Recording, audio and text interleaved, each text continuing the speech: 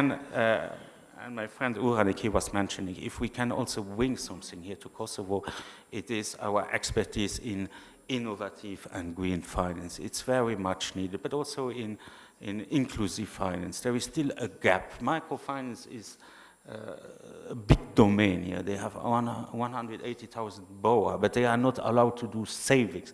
They are not allowed to become cooperative. So we need to change the legislation. And then on the upper scale, the big companies, they are really so far in this transformation process, in this industrialization process, trying to upgrade, trying to compete globally. So they need to have big investments. And the bank, they can give loans up to 10, 15 million. So that is not enough. So we want to support Kosovo with our expertise when it comes to, especially in investment funds and some crowdfunding, angels funding, what you were mentioning, Uranik. So that is something what we bring in.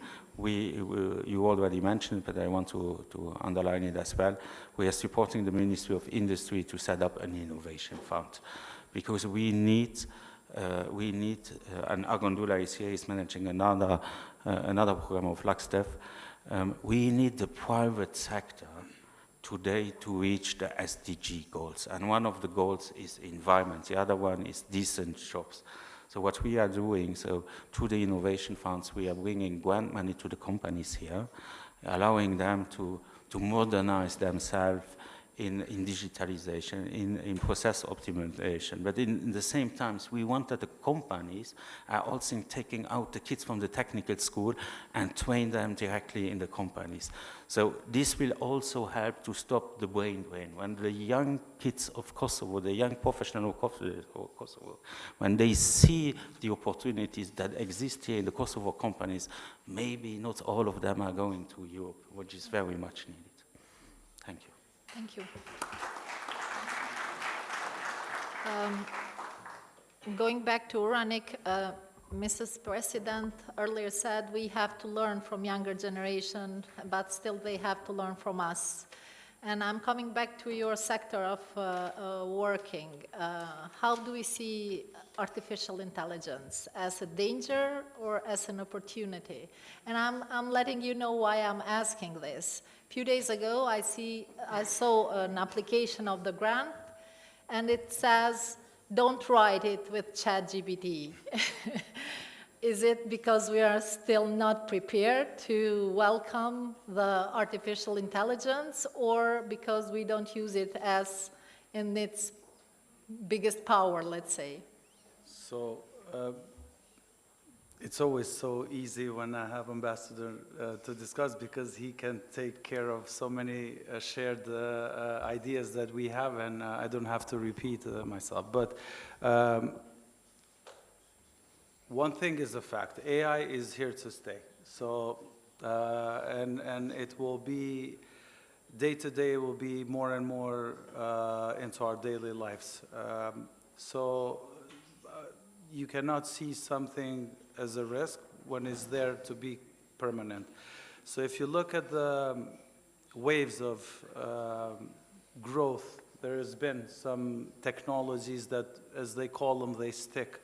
And if internet was seen as a risk at some point, it was here, it stayed, and then we build on top of that technology. And of course, this is the case with AI. And the sooner we realize this, I think it becomes an opportunity. And I think this brings us back to this narrative that we're trying to build as an opportunity as a region. When internet era happened, and the growth of internet, the booming, the economic part of it, not the expansion part of it, I think our region was in a lot of turmoil. We had 1997, close to civil war in Albania. We had 1998, the war in, not to mention the previous wars in the Western Balkans, like in Slovenia, Croatia, Bosnia. But then you had the unrest, the civil unrest in Albania. Then you had the war in Kosovo with a lot of internal destruction, both from, let's say, physical, but also institutional-wise.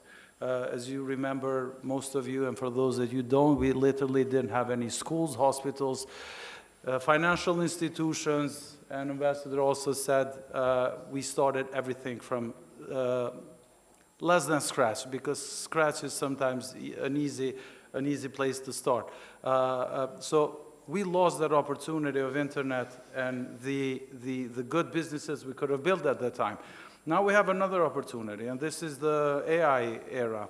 And we are much better positioned as economies, as people, as communities, but as individuals as well, to see and seize opportunities. Why do I say that? Because in one end, we have, again, the youngest population, which should be having a quite, let's say, progressive mindset in order to adopt to new technologies. On the other hand, we have very strong, determined entrepreneurial spirit, which became part of our upgrowing as a nation, in which all of us had to find a way to survive one way or another. And I think those elements of entrepreneurial journey you can see almost in any individual that are self-driven, and somehow they become also individualistic, because at the end of the day, almost every entrepreneur has to see that they have to be strong on their individual journey. But then on top of it, we were just chatting over coffee with Ambassador, we must and we should utilize better our diaspora, who now, second, third generation, are well positioned in some of the leading global companies like Google, Microsoft, Facebook, but also big banks. And I think their passion for giving back, their passion for not just giving back for the humanitarian reason, but also for us to create a solid ground for them to bring their ideas in which we can nurture them, help them grow, mentorship together. I think it's an amazing opportunity. So in short, AI is here to stay.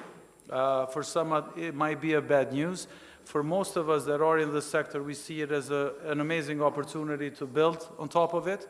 For us that are in the region, we are actually seeing that with partners like Luxembourg, who have the amazing, not just the financial power, but also the infrastructure power, because we were talking about the processing power and all the investments that need to happen around AI development. And I think the utilization of such partnerships between Kosovo and Luxembourg, where we have the young, talented, innovative minds, but supported by a strong country like Luxembourg, who can provide the solid, let's say, physical infrastructure of data processing and so on, but backed up also with some strong financial support, could be a win-win for all of us. And I think these are the partnerships we should look and be more determined, more even aggressive toward this this vision, and maybe as a suggestion, try to avoid ourselves from what we've done the last 20 years, grant-driven activities, which I think created us to become a little bit more dependent and short-sighted in a way. Thank you. Thank you. Mr. Balteza, when it comes to the young population in Kosovo and Albania, we already discussed that, or briefly mentioned that we are a very young generation, very, very young population. The average age in Kosovo is around 35 years old, and in Albania it's a little bit older, around 43, 44-year-old.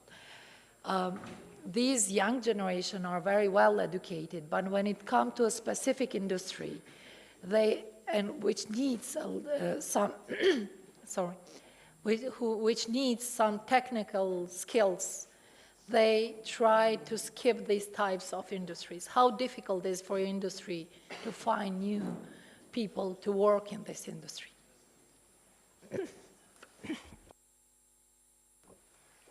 I believe that I have talked about this, and I have to repeat.